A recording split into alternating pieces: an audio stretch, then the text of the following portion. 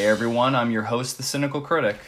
And I'm Antonio, your other cynical critic. So big announcement, my friend Antonio is back in town and decided to join the channel as my new co-host. And I am so excited to be here. Me and Mark actually go way back. I'm actually the one that gave you the nickname Cynical Critic. Do you remember that? Yeah. So anyways, today we're going to be talking about animated TV shows and movies and animation in general. And more specifically, how all animation is inherently for kids, and you have all been tricked into thinking otherwise. Today, animated movies make billions of dollars more than they used to. Whoa! Hold on there, Mark. I think you're forgetting about something. Oh, right.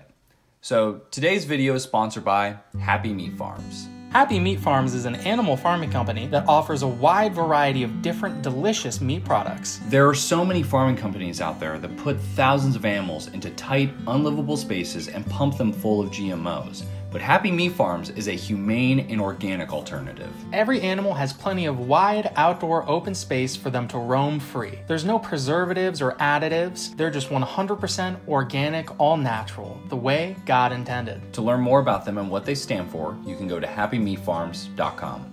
We're so thankful that they chose to sponsor us. Now, on with the video.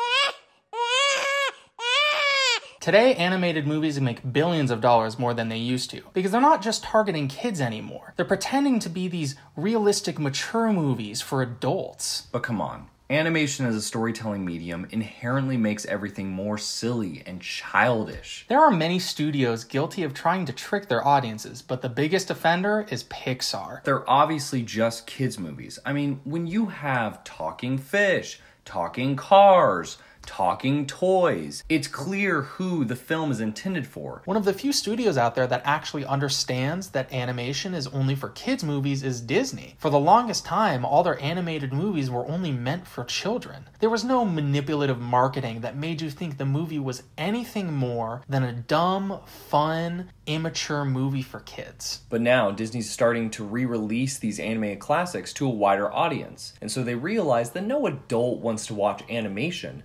So, they cleverly remake them in live action. If you compare these remakes to the originals, you can clearly see how much more emotional depth and realism that live action adds to the movie. Now when I watch The Lion King, I don't feel like I'm watching some baby movie with talking animals. I feel like these things are happening in real life, and I can finally connect emotionally with these characters. Take a scene like Simba finding Mufasa dead, for example. In the live-action movie, it feels like a real lion just died. There is no suspension of disbelief. I can clearly feel the full emotional weight that the movie intended. But in the original animated version, there's no way for anyone above the age of 11 to take it seriously. It's literally just a drawing. I mean, it's impossible for me to empathize with the characters.